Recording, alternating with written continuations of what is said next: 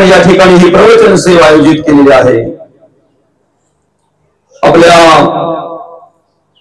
या अनघरपाडा गावातील आणि हे धुमाळ परिवाराचे बाबा कैलासवासी बाळू गणपत धुमाळ, बाबांना मंगळवार दिनांक 26 ऑगस्ट 2025 रोजी देवाज्ञा झाली। त्यांचं वृद्धापकाळाने निधन झालं आणि त्यांच्या उत्तर कार्यांच्या निमित्तानं आपण या ठिकाणी ही प्रवचन सेवा आयोजित केलेली आहे। बाबांच्या पश्चात बाबांचा मुलगा अर्थात आमचे गजानन काका असतील, गजानन बाळू धुमाळ, बाबांचे पुतणे असतील नारायण दत्तू धुमाळ, रामचंद्र पांडुरंग धुमाळ, सुभाष पांडुरंग धुमाळ, त्याचप्रमाणे बाबांचा नातू ऋतिक रमेश धुमाळ, बाबांच्या मुली आणि पुतणे असतील सुमन अशोक देसले, नंदा प्रभाकर भोईर, पुष्पा जनार्दन केणे, जिजाबाई अशोक गोष्टे। अशा प्रकारे हा संपूर्ण धुमाळ परिवार अपतेष्ट ग्रामस्थ खऱ्या अर्थानं बाबाने या धुमाळ परिवारामध्ये कार्य करत असताना राजकीय क्षेत्र, सामाजिक क्षेत्र, कृषी क्षेत्र अशा अनेक प्रकारे क्षेत्रांमध्ये एक उल्लेखनीय काम केलं, एक आदर्शयुक्त कार्य केलं आणि अशाच प्रकारे आपलं जीवन जगत असताना, आपल्या जीवनाचा आनंद घेत असताना वयाच्या 91व्या वर्षी बाबांना बोलता चालता मृत्यू आला। बरं का, मी आल्याबरोबर गजानन काकांना विचारलं, बाबा किती दिवस आजारी होते? म्हणे आजारीच नव्हते, एक दिवस काय फक्त थोडस बरं वाटत नव्हतं। बोलता चालता बाबांना मृत्यू आला, वय वर्षे 91 असताना सुद्धा। या ठिकाणी कार्य करत असताना बाबांनी या म्हस्कल आणि अनघर या ग्रुप ग्रामपंचायतीचं जवळजवळ 15 वर्ष नेतृत्व केलं। उपसरपंच म्हणून कार्य करत असताना जे काही सोयी सुविधा असतील, जे काही चांगलं काम करता येईल, जे काही समाजसेवा करता येईल, गोरगरिबांची जी काही सेवा करता येईल ती प्रामाणिकपणे सेवा केली, निस्वार्थपणे सेवा केली। आणि बाबांच्या नंतर सुद्धा राजकीय क्षेत्रामध्ये कार्य करत असताना आमचे गजानन काका असतील, त्याचप्रमाणे संपूर्ण हा धुमाळ परिवार असेल, त्यांचं आजही राजकीय क्षेत्रामध्ये आपल्याला कार्य पाहायला मिळत आहे। खऱ्या अर्थानं आमच्या गजानन काकाच्या सौभाग्यवती असतील अंजना काकी, त्यांनी सुद्धा या अनखर आणि म्हस्कल ग्रुप ग्रामपंचायतीचं सरपंच पद घोषवलेलं आहे आणि विशेष म्हणजे आजही विद्यमान सदस्य आहेत त्या ग्रुप ग्रामपंचायतीच्या। या परिवाराचं ज्या पद्धतीने राजकीय क्षेत्रामध्ये कार्य पाहायला मिळत आहे, या ठिकाणी ज्यांच्या सांगण्यावरून ही सेवा करण्याचा योग आला, या परिवाराचे नातेवाईक असतील, म्हणतो आपले दिलीप दादा मगर गोडसाईवाले, बाबा ज्या दिवशी गेले त्या दिवशी त्यांनी माझ्याशी संपर्क केला आणि कालही त्यांचा फोन आला। फोन आल्यानंतर त्यांनी सांगितलं, महाराज तुम्हाला 9 वाजता पोहोचायचं आहे, लवकर कार्यक्रम सुरू करायचा आहे आणि कार्यक्रमानंतर कमीत कमी 15-20 मिनिटं तरी आपल्याला श्रद्धांजलीसाठी द्यायची आहे। कारण ज्या माणसाचं काम राजकीय क्षेत्रामध्ये आहे, सामाजिक क्षेत्रामध्ये आहे, विविध प्रकारच्या क्षेत्रामध्ये आहे, त्या माणसांना मरणोत्तर शब्द सुमनांनी श्रद्धांजली वाहणारे अनेक जण असतात। त्यापैकीच मला एक असं सांगण्यात आलं की कदाचित या ठिकाणी काही वेळात भारतीय जनता पार्टीचे ज्येष्ठ नेते सन्माननीय जगन्नाथजी पाटील साहेब, त्याचप्रमाणे केंद्रीय पंचायत राज मंत्री, माजी मंत्री सन्माननीय कपिलजी पाटील साहेबांचं आगमन काही वेळात होणार आहे असं त्यांनी सांगितलं। त्यामुळे आपल्याला कार्यक्रम वेळेवर घेऊन आणि मग पुढे आपल्याला श्रद्धांजलीसाठी वेळ द्यायचा आहे। आणि म्हणून मी 9 वाजता या ठिकाणी उपस्थित झालो. खरं तर बाबांनी अतिशय चांगल्या प्रकारे कार्य या ठिकाणी केलं आणि तेच संस्कार त्यांनी आपल्या मुलांवर, पुतण्यांवर, आपल्या परिवारावर केले. म्हणून आजही या परिवाराचं कार्य आपल्याला राजकीय क्षेत्रामध्येही पाहायला मिळत आहे आणि सामाजिक क्षेत्रामध्येही पाहायला मिळत आहे. खरं तर आपल्याकडे असलेले जे चांगले गुण आहेत ना, ही सगळ्यात मोठी देणगी आपल्या आई वडिलांची असते. तुम्ही तुमच्या मुलांसाठी किती प्रॉपर्टी, किती संपत्ती कमवून ठेवता, त्यापेक्षा त्यांच्यावर काय संस्कार करताय याला विशेष महत्व आहे. कारण तुमची संपत्ती ठेवायची किती, वाट लावायची, हे संस्कारांवर अवलंबून असत आहे. आणि म्हणून मी म्हणेन, ज्यांच्या उत्तर कार्यांच्या निमित्ताने या ठिकाणी आपण ही प्रवचन सेवा आयोजित केलेली आहे, कैलासवासी बाळू गणपत धुमाळ बाबांनी या परिवाराला अतिशय चांगल्या प्रकारे मार्गदर्शन केलं, संस्कार केले आणि त्याच पद्धतीने जे कार्य बाबांनी केलं समाजाचं, तेच कार्य आज आपल्याला या धुमाळ परिवारामध्ये सगळ्यांकडे पाहायला मिळत आहे. आणि हीच खरी सगळ्यात मोठी देणगी आहे. हेच खरं सगळ्यात मोठी श्रीमंती आमच्या बाबांनी या मुलांसाठी ठेवली असं म्हणायला हरकत नाही. खरं तर हे गुण्या गोविंदाने आणि मोठ्या उत्साहामध्ये आनंदाने राहणार हे धुमाळ परिवार. पण प्रत्येक माणसाच्या जीवनामध्ये काही ना काही दुःख असतंय. दुःखाशिवाय जीवनच नाही, नाही का माऊली? दुःखाशिवाय जीवनच नाही. आणि भगवंताचं स्मरण राहील एवढं दुःख असावं, देवाची आठवण राहील ना एवढं दुःख असावं माणसाच्या जीवनामध्ये. पण या धुमाळ परिवाराविषयी जर सांगायचं गेलं तर जवळजवळ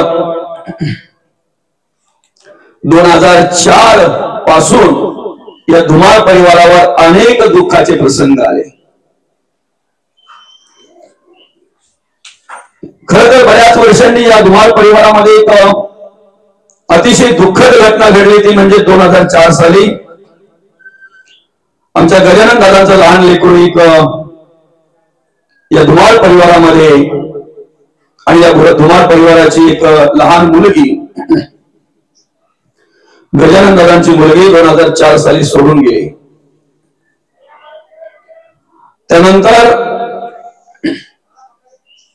हे 2 भाऊ, त्यांच्या बहिणी, चुलत भाऊ, असा धुमाळ परिवार अतिशय चांगल्या प्रकारे कार्य करत असताना गजानन दादांचे बारके भाऊ अर्थात रमेश दादा 2009 साली सोडून गेले. त्यांना देवाज्ञा झाली. त्यांचं अपघाताने निधन झालं. आता एक नात जर जाते,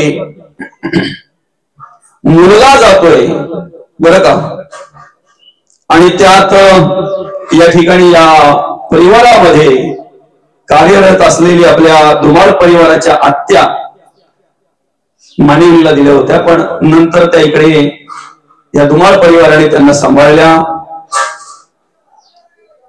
2010 साली आत्या निघून गेल्या. असे एकावर एक अनेक प्रसंग, दुःखद प्रसंग या धुमाळ परिवारावर आले. आणि एवढं सगळं झाल्यानंतर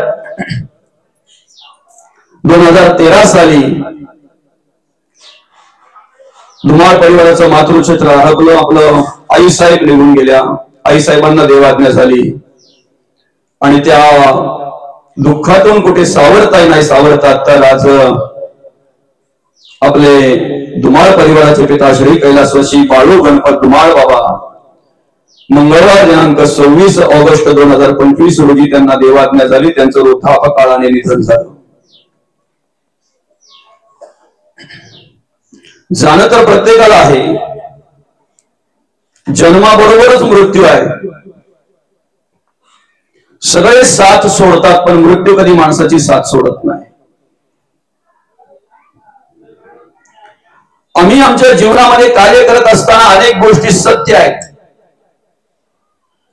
त्या अनेक सत्य असलेल्या गोष्टींपैकी एक सत्य असलेली गोष्ट म्हणजे आम्हाला मृत्यू आम्हाला जावं लागणार आहे. कोणी खोडू शकत नाही बरं का. ते खोडण्याचा खोड रबर कोणाकडेच नाही आहे का. कोणाकडेच नाही. फक्त काय करायचं माहितीये का, आम्हाला माहिती आहे ना, मग व्यवस्था करायची. बरं का, आम्हाला माहिती आहे की नाही जायचंय म्हणून, मग व्यवस्था करावी ना. काय बाबा, एक 10-12 दिवस जर एखादा पोरगा कुठेतरी फिरायला चालला असेल तर त्याची आई सगळ्या प्रकारची व्यवस्था करते. आई किंवा बाई दोन्ही पैकी एक, नाही का. त्याला 10-12 दिवसासाठी लागणारे कपडे, खाणं पिणं काय असेल ते सगळं, गाडी बसेपर्यंत ती आई त्याला आठवण करून देत असते. मला हे घेतलं का रे, मला ते घेतलं का रे, मला ते घेतले पण पुरेल ना तुला. 10-12 दिवसांसाठी जर आम्हाला कुठेतरी जायचं असेल तर आम्हाला एवढी व्यवस्था करायला लागते.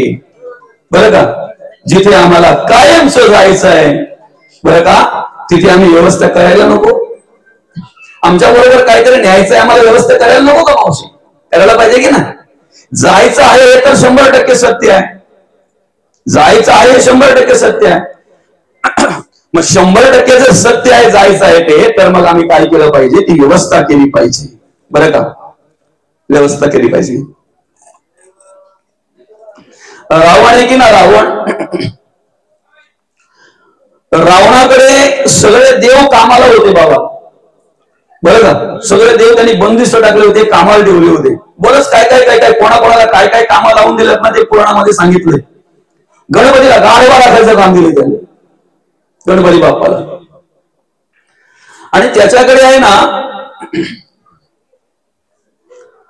सटवी जी आहे की नाही, सटवी माहिती आहे ना तुम्हाला सगळ्यांना, ती पण कामाला होती बाबा. बरं का, रावणाकडे सटवी कामाला होती. आता आपल्याला माहिती आहे सटवीचं काम काय बरोबर, हा, भविष्य लिहायचं नाही का, भवितव्य लिहायचं काम सटवीचं आहे. नका दादा. बरं का, आता ती तिथे काम काय करत होती माहितीये का, रावणाकडं रावणाचं पाय दाबाचं काम करत होती. रावणाचे पाय दाबाचं काम कोण करत होती, सटवी. आता काय झालं, पाय दाबता दाबता दाबता दाबता रावणाला झोप लागली. आणि झोप लागल्यानंतर अंकरपाड्यामध्ये एक बाळ जन्माला आलं होतं, त्याचं भवितव्य लिहायचं होतं, म्हणून ती काय झाली, निघून गेली. असं पण झोपलाय म्हणे, आता निघून जायला हरकत नाही. आणि गेली ती. तिकडनं आल्यानंतर तिला यायच्या आधीच रावण जागा झाला होता.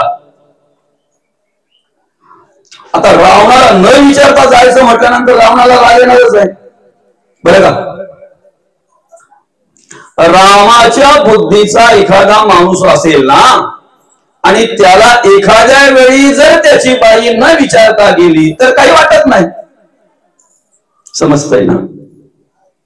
पण रावणाच्या बुद्धीचा माणूस असलेला आणि त्याची बाई जर न विचारता गेली, आता ही त्याची बाई नाही पण त्याचं काम करते ना, त्याचं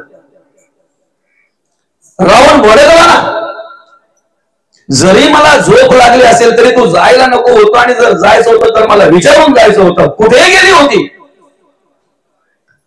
थरथर थरथर थरथर अंग कापायला लागलं त्या सटवीचा, काय गुरुजी काय ते, हा नाही का. आणि त्या कापऱ्या आवाजामध्ये तिने सांगितलं, अनखर पाड्यामध्ये एक बाळ जन्माला आलंय ना, त्याचं भवितव्य लिहायला गेली होती. काय, हो, ते काम पण तूच करते. म्हणजे त्याला असं वाटत होतं का फक्त हे माझं पायदाबाचंच काम करते काय, बाकी काहीच काम नाही. मेन काम झालं तिचं ते आहे, नाही का. म्हणजे सर्वांचं भवितव्य तूच लिहिते, हो म्हणे, सर्वांचं, माझं सुद्धा, हो म्हणे, तुमचंही.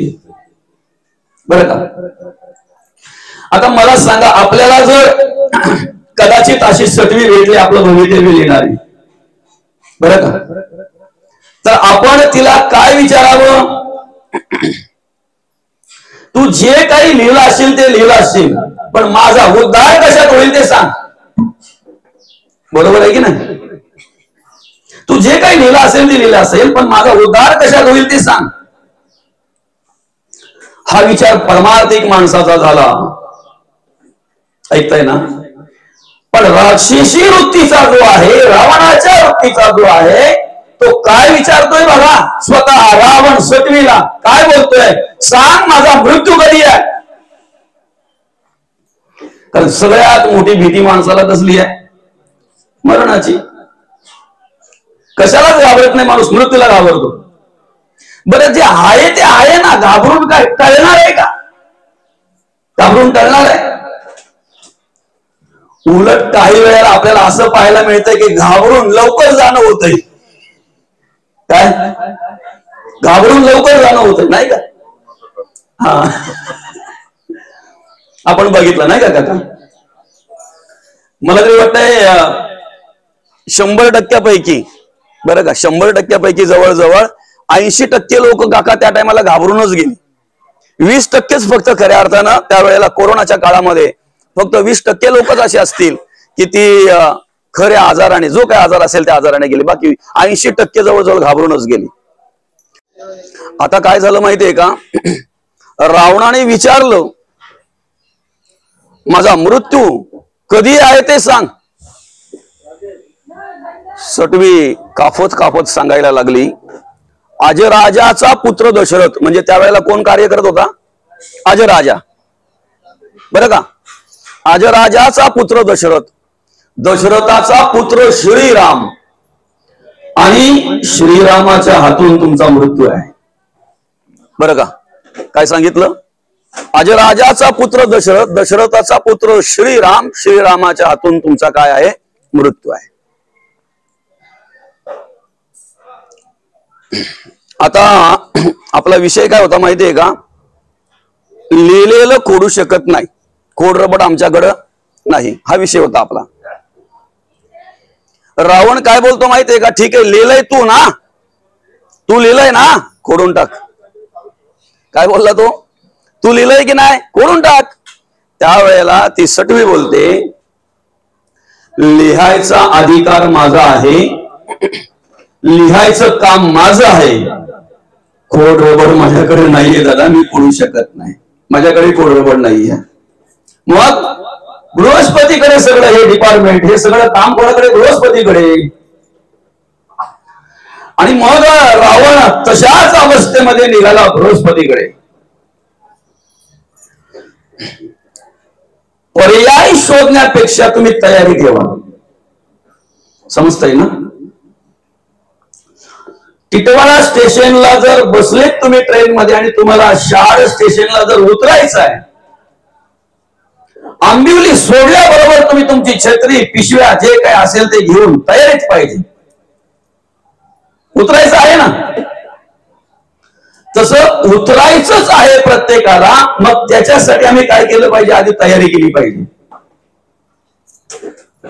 आम्ही मृत्यूची तयारी करण्याच्या ऐवजी त्याच्या आधी जे आम्हाला कार्य करायचंय ते करण्याच्या ऐवजी पर्याय शोधतोय, पर्याय शोधतोय.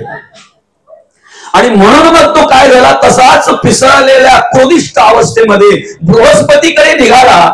रावण लाल गुंद डोळे करून अगदी रागीट स्वभावाने, रागाने जबाजब आपल्याकडे येतोय. हे बघितलं बृहस्पतीने आणि जाणलं अंतर्मुख होऊन हा कशासाठी येतोय. रावण जवळ आल्याबरोबर त्याचं काहीही न ऐकता पहिले त्याला सांगितलं, समोर जी खोली आहे ना, बंदिस्त आहे, चारही बाजूने पॅक आहे, बंद आहे, आतमध्ये काळा कुट्टा अंधार पडलेला आहे, त्या खोलीचा दरवाजा उघड.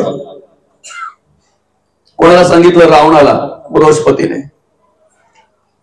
आता इथे पण बघा, रामाच्या वृत्तीचा माणूस असेल आणि त्याला जर दरवाजा उघडायला सांगितला तर तो पहिले बेलचं बटन कुठे आहे का बघतो, आवाज देतो, कडी वाजवतो. पण रावणाच्या वृत्तीचा जो माणूस असेल त्याला जर दिवसा डोळ्या दरवाजा आतून लावलेला दिसला तर पहिले लाथ मारतो, समजते? आणि काय झालं, बृहस्पतीने सांगितल्याबरोबर रावणाने लाथ मारली त्या दरवाजावर, जोरात जोरात लाथ मारल्याबरोबर दरवाजा तर उघडला नाही, पण थोडा आतमध्ये असा हल्ला दरवाजा, आणि जसा तो आतमध्ये थोडा सरकला ना, तसा आतून जोरात किंचाळण्याचा आवाज आला. रावण विचारतोय, काय बाबा किंचाळलास, कशासाठी ओरडलास तू? म्हणे दादा, सुळाशी 2 टोकं दरवाजाला लावलेली आहेत आणि त्याची 2 टोकं माझ्या डोळ्याला लावलेली आहेत. ज्या वेळेला तो दरवाजाला लाथ मारली ना दादा, तो दरवाजा हल्ल्याबरोबर थोडा आतमध्ये सरकल्याबरोबर ती दोन्ही सुळाची टोकं माझ्या दोन्ही डोळ्यामध्ये टोचली गेली. मला वेदना झाल्या रे दादा, वेदना झाल्या मला. काळ्या कुट्या अंधारामध्ये मला या ठिकाणी ठेवलेलं आहे. माझी अवस्था काय ती माझं मलाच माहिती, आणि त्यातही वेदना झाल्या मला. आतल्याला माहित नाही बाहेरचा कोण आहे, आणि बाहेरच्याला माहित नाही आतला कोण आहे. पण हा बाहेरचा रावण विचारतोय, तुला अशा अवस्थेमध्ये का ठेवलंय रे?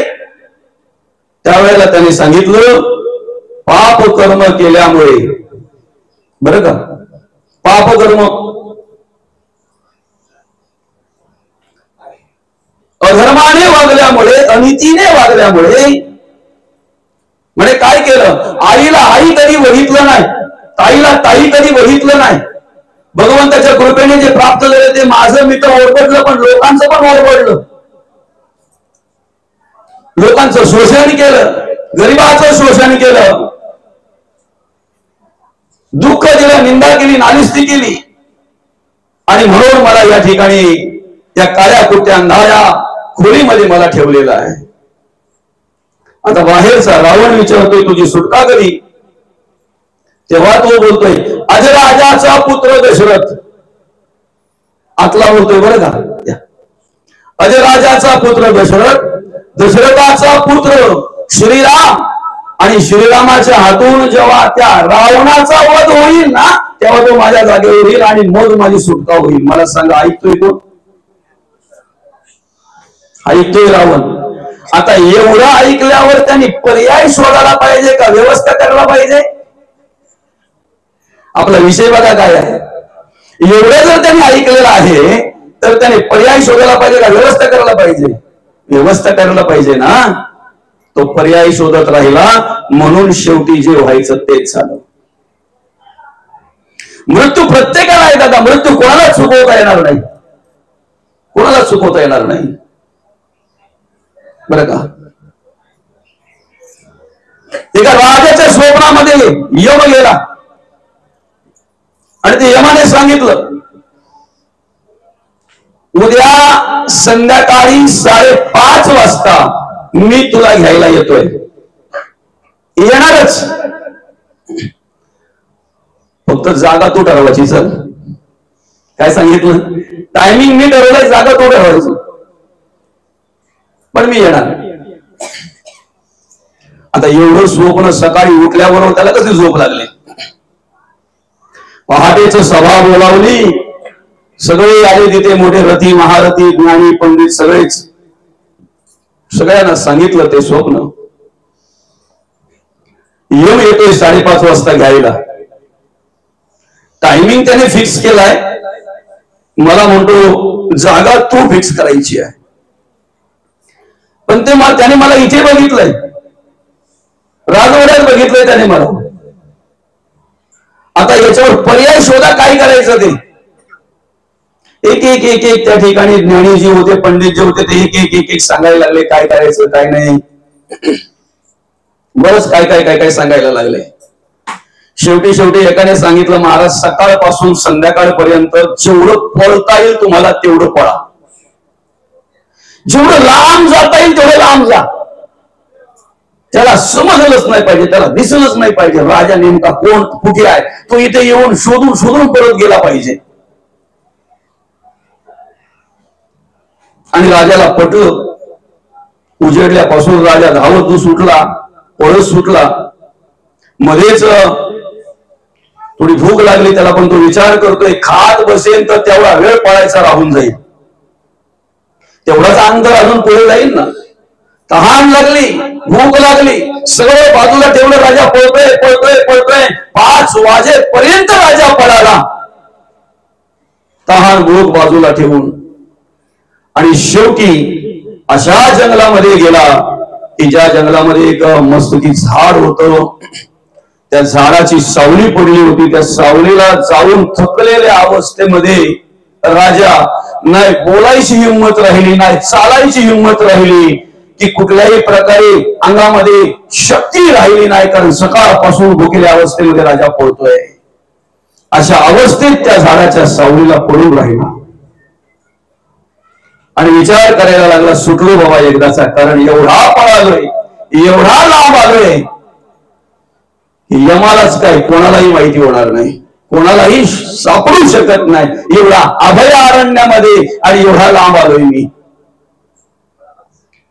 5:30 वाजल्याबरोबर यम समोर उभा राहिला राजा, आणि यमाला बघितल्याबरोबर राजाच्या अंगाचा थरका फुटला, अंगाचे शहारे उभे राहिले. अरे इथे पण दादा, तुला मी टायमिंग सांगितलं होतं, जागा तुला फिक्स करायची होती, आता इथे पण म्हणजे ही जागा मी नाही फिक्स केली, काय तू फिक्स केलेली आहे. ही जागा मी ठरवलेली नाही, ही तू ठरवलेली आहे. दादा, पर्याय जर शोधला नसताना तर आज तू तुझ्या घरामध्ये, तुझ्या घरातल्यांच्या सगळ्यांच्या समोर आणि भगवंताचं नामचिंतन करता करता ह्या जगाचा निरोप घेतला असता. पण पर्याय शोधत राहिला ना तू. आम्हाला पर्याय नाही शोधायचा, आम्हाला काय करायचं आहे, ते वेळ येण्याच्या आधी आमची तयारी करायची. वेळ येण्याच्या आधी आमची तयारी करायची. एखाद्या माळे माऊलीला सोमवारी सोडायला जातात ते तिच्या माहेरी आणि सांगून येतात, येताना शुक्रवारी तुला घ्यायला येतोय बरं का. सोडले कधी सोमवारी, घ्यायला जाणार कधी शुक्रवारी, पण गेलेल्या दिवसापासून तिच्या तोंडात तेच असतंय. मावशीकडे गावात बसायला गेली तरी गेल्याबरोबर बोलते, ते मला शुक्रवारी घ्यायला येणार आहेत ना. कोणी विचारलं नाही बरं का तिला, पण तिला आठवण आहे शुक्रवारी मला घ्यायला येणार आहे. तोपर्यंत माझी मावशी, आत्या, मामा सगळे पूर्ण करायचे मला. सगळ्यांना थोडा थोडा वेळ द्यायचा आहे. सोमवारी सोडायला गेलेले शुक्रवारी घ्यायला गेल्यानंतर मंगळवार आहे, बुधवार आहे, गुरुवार आहे, 3-4 दिवस त्या ताईच्या हातात आहे तयारी करण्यासाठी. तरीही जर मोबाईल तिकडे विसरत असेल, काय समजतंय का? आणि मोबाईल साठी अर्ध्या रस्त्याशी जर परत यायला लागत असेल, इथे 4-5 दिवस मिळूनही जर आम्ही मोबाईल विसरतोय, तर मला सांगा मृत्यूच्या आधी तुम्हाला किती वेळ मिळणार आहे? मृत्यू येण्याच्या आधी तुम्हाला किती वेळ मिळणार आहे? संतांनी नेमकं हेच कार्य केलं, येण्याच्या आधी तयारी करून ठेवली, घाबरले नाहीत. ज्याची तयारी आहे ना, तो भगवंताचं नामचिंतन करत या जगाचा निरोप घेतो. आणि त्याच्यासाठी हा परमार्थ आहे, हा प्रवचन आहे. कशासाठी आहे प्रवचन? त्याच्यासाठीच प्रवचन आहे. आम्हाला तयारी करायची आहे.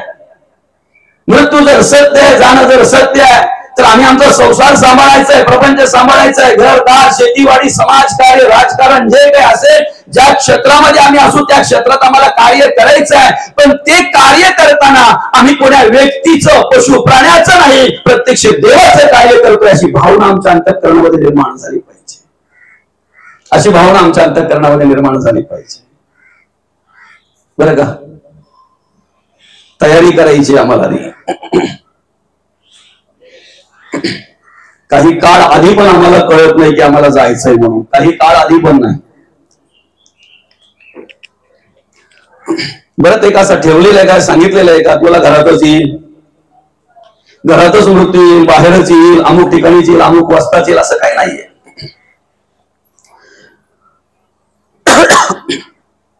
जेवता जेवता माणूस जातो, अर्ध राहिलंय. नुसतं सहज घराच्या बाहेर पडल्या काय, मुलाबाळांना विचारून येतोय बाबा, लगेच मी जाऊन गेला बाहेर. फक्त काय झालं, ते चिकट झाले ना रस्त्यामध्ये, घासरून पडला, फक्त लागताना ते डोक्याला लागलं. एक सांगायची रीत,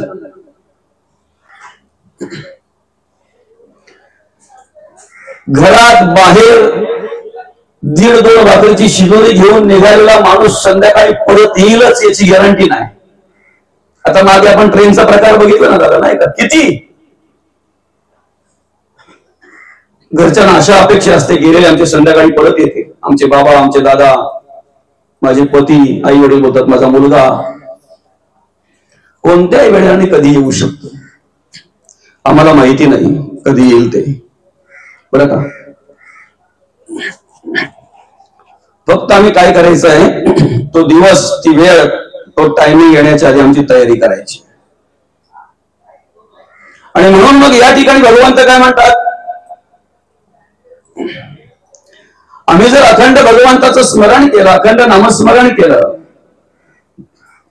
तर हा संसारूपी भवसागर करण्यासाठी भगवंत आम्हाला सामर्थ्य देतात, बरं का? सोडायचं नाही आपल्याला, जे आहे ते ऋणानुबंधाच्या गाठी आहेत आणि ऋणानुबंधाने आपण त्या ठिकाणी आलेलो आहे, सोडून कसं चालेल? फक्त जो नकोसा वाटतोय ना, तो हवासा वाटला पाहिजे. कधी वाटेल? ज्या वेळेला तिथे प्रेम, आपुलकी, बरं का, जीवाला निर्माण होईल ना, त्यावेळेला निश्चित जो नकोसा वाटतोय तो आपला हवासा वाटेल. त्यासाठी आम्ही धर्माचरण केलं पाहिजे, स्वधर्माचं पालन केलं पाहिजे, आमचं कर्तव्य काय त्याची जाणीव ठेवली पाहिजे. कुत्र्याला वाटतंय गाडी ओढतो, हो, बरं का, गाडी खालून जाणारा तो कुत्रा मोठा आयटीत चाललेला असतो, तो गाडी बैल ओढतात का कुत्रा? साठी घालून चालणारा कुत्रा भाव खातो ना बाबा, नाही का? जेव्हा ते एखाद्या बैलाला कळतंय की हा भाव खातोय, म्हणून एखादा बैल त्याच्या जेव्हा लात मारतोय की नाही, तेव्हा लात मारल्याबरोबर तो कुत्रा बऱ्याच लांब जातोय, ओरडत ओरडत, आणि बऱ्याच लांबून पाहतोय, अरे मी बाजूला झालो तरी गाडी चालते. आजा गेला, पणजा गेला, बाप मसली गेला.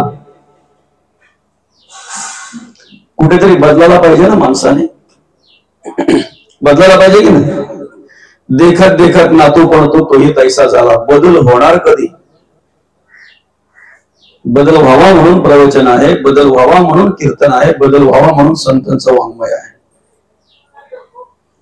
देवाला आम्ही सगळं काही अर्पण करतो, येता सांग पूजा करतोय देवाची. भगवंत म्हणतात मला चित्त अर्पण करा, तुम्हाला जन्म मृत्यूच्या राजगाड्यातून सोडवतोय, तुम्हाला संसार रूपी या भवसागरामध्ये करण्यासाठी सामर्थ्य देतोय. आता संसार जर पाहायला गेला तर असं म्हटलेलं आहे, संसार म्हणजे दुःखाचे मूळ, दुःखाचे मूळ. त्याचं वर्णन करताना कसं केलेलं आहे बघा, अरे संसार संसार जसा तवा चुल्यावर, आधी हाताला चटके मग मिळते भाकर. हाताला चटके खाल्ल्याशिवाय भाकर मिळत नाही, त्याला संसार म्हणतात, बरं का? हाताला चटके खाल्ल्याशिवाय भाकर मिळत नाही. संसार म्हणजे दुःखच आहे, सुरुवातही दुःखाने आहे, बरोबर आहे का माऊली? फक्त लग्न झालं ना की पहिला 1 वर्ष गुण्या गोविंदाने मोठ्या आनंदाने सगळं काही चालू असतं. मग त्यांना असं वाटतंय की आमच्यासारखा संसार दुसरा कोणाचाच नाही, कारण दोन्ही एकमेकाचं ऐकत असतात, बरोबर आहे की नाही? दुसरा वर्ष बायको नवऱ्याचं ऐकते, कारण पती हा परमेश्वर तिने कुठेतरी वाचण्यात आलेला असतो.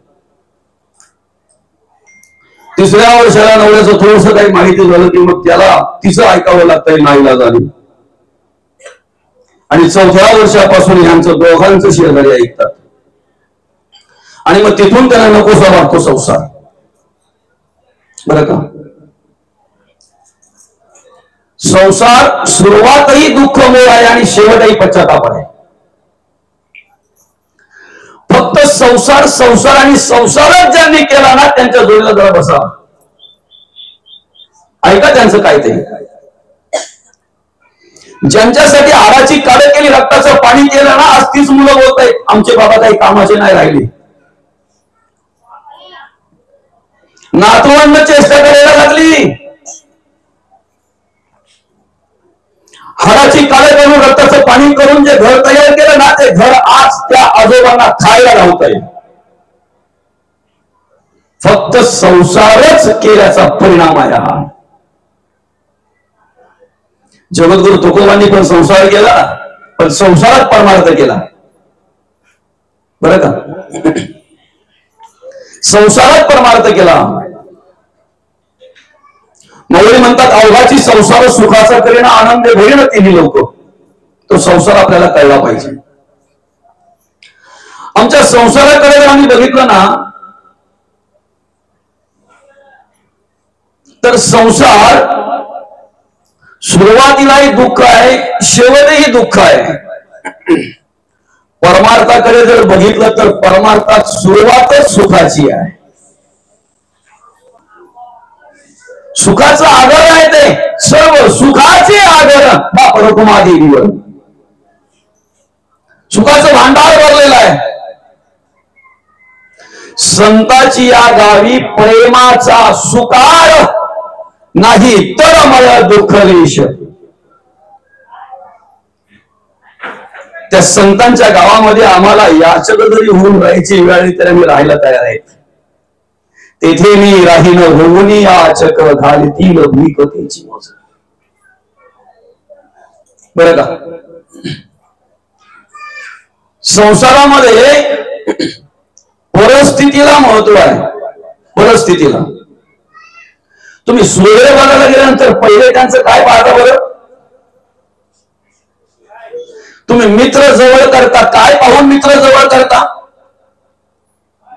कुठले मित्र तुम्हाला जास्त आवडतात आणि कुठल्या मित्राचे जास्त साथ सयात केले जातात? मंगळवाड्याचे का झोपडीतल्या? संसारामध्ये आणि परिस्थिती पाहतोय. परमार्थात परिस्थितीला महत्व नाही, आत्मस्थितीला महत्व आहे. तुमची मनस्थिती काय आहे ना, आत्मस्थिती, मनस्थिती, त्या मनस्थितीला महत्व आहे. संसार करायचा असेल तर अनेक लोक एकत्र आल्यानंतर तो संसार चांगला. ज्याच्या कार्यक्रमाला भरपूर गर्दी ना, त्याची वाहवा केली जाते. काय गर्दी, काय समाज, तो लोकांत संसार म्हटल्यानंतर. बरं, तो बोलतो पण आपला सोयरं एक पण नबला नाही, असं मोठमोठं सोयरं सगळं. अख्ख्या गावात जर सगळ्यात मोठं सोयरं असतील ना, जगद्गुरु तुकोबावाच मग तुला कळेल, सोयरे रायरे दिल्या घेतल्याचे अंत हे काळीचे कोणी नाही. नाही का? संसार लोकांत, परमार्थ एकांत. म्हणून भंडारा डोंगर आहे, भामचंद्र आहे, गोराड्या डोंगर आहे, एकांत. बरं का? संसारात वाद आहे, असा एक तरी दाखवा मला बिनवादाचा संसार आहे का? उलट बोलतो पण असू दे, आता काय करते, एका मांडणीवर भांडी ठेवायची म्हटल्यानंतर भांड्याला भांडा लागणारच. संसारात वाद आहे, परमार्थात संवाद आहे. संवाद आहे परमार्थात. आणि सांगू का, संसारामध्ये वित्ताला किंमत आहे. संसारामध्ये वित्ताला किंमत आहे. परमार्थात वित्ताला किंमत नाही, परमार्थात चित्ताला किंमत आहे. म्हणून भगवंत म्हणतात, तेषाम अहम समृद्धता मृत्यू संसार सागरात भवामी नचिरात पार्थमया विशित चेतसाव. काय म्हणतात भगवंत?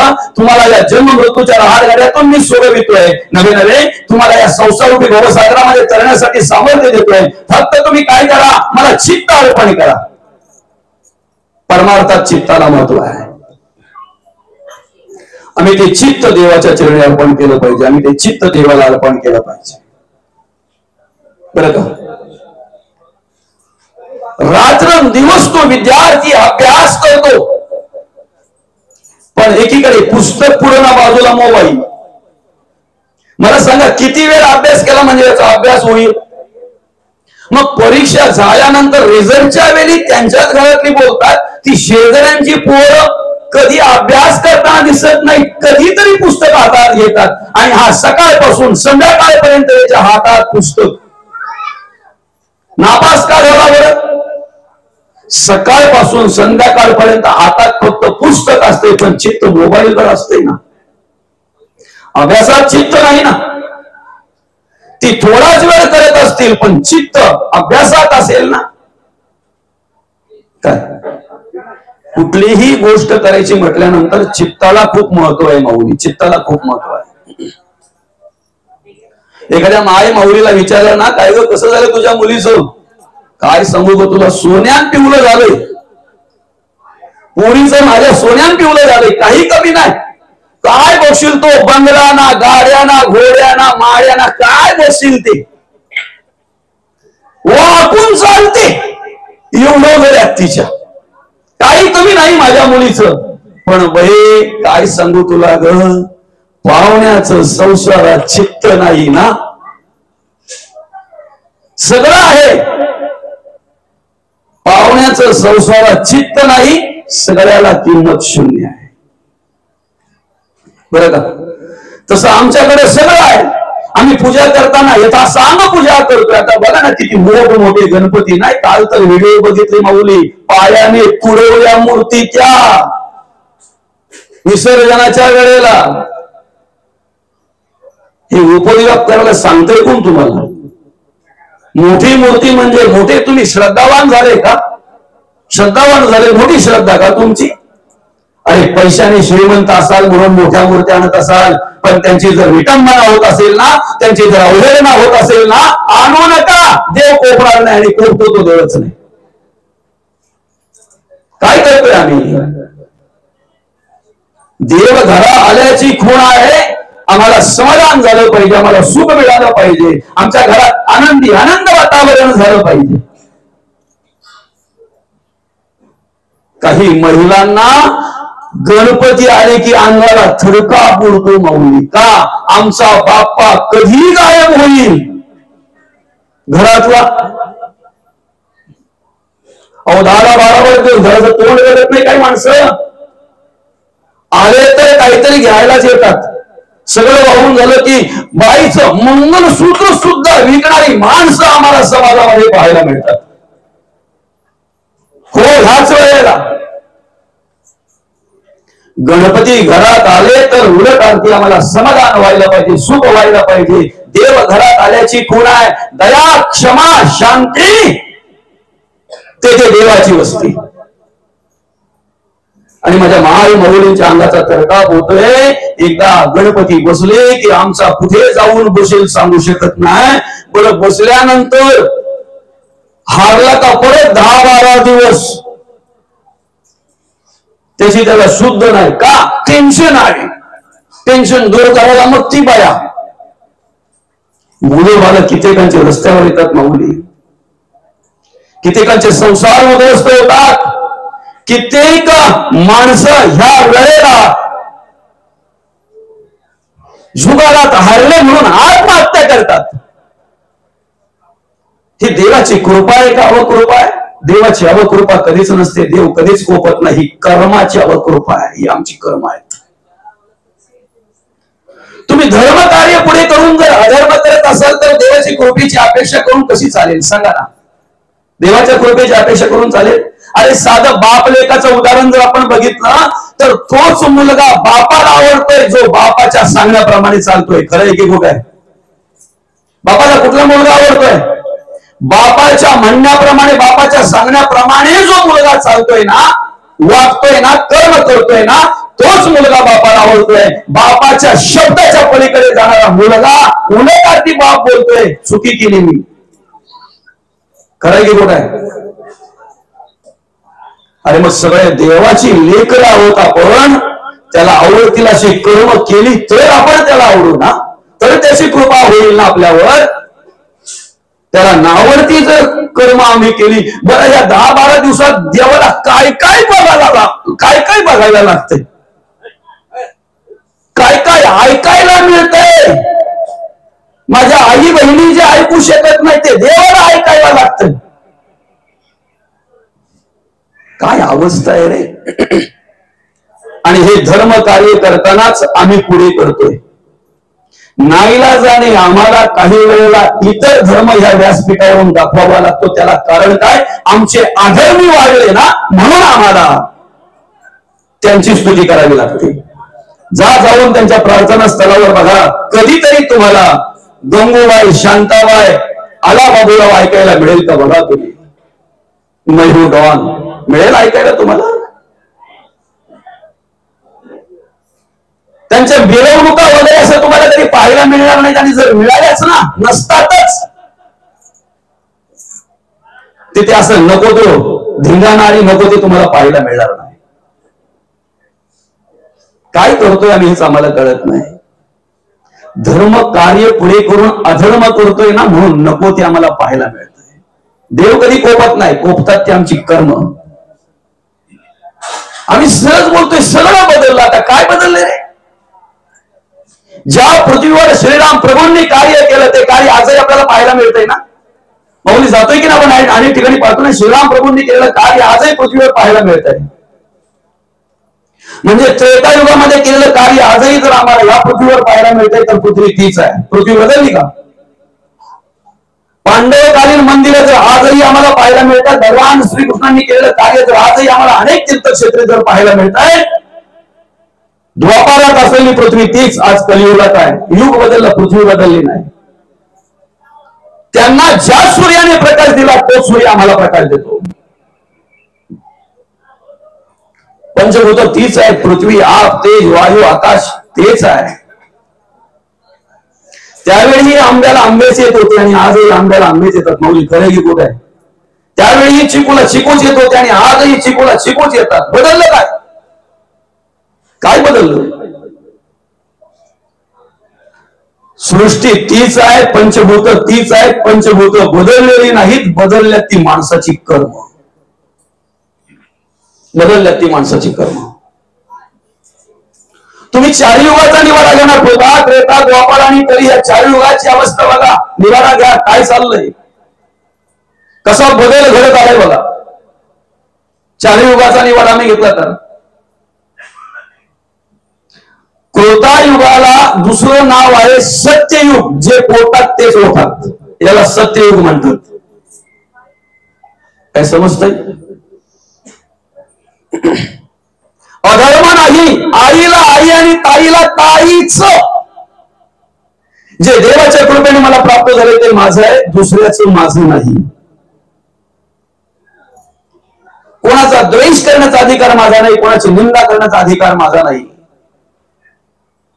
कदाचित सुद्धा ती कर्म माझ्याकडून घडता कामा नाही. याला सत्ययुग म्हणतात. आणि म्हणून त्या सत्ययुगाची कर्म कार्य चांगलं असल्यामुळे, सत्य असल्यामुळे 17,28,000 वर्ष आयुष्य सत्ययुगाला होतं. बरं का? त्रेतायुगामध्ये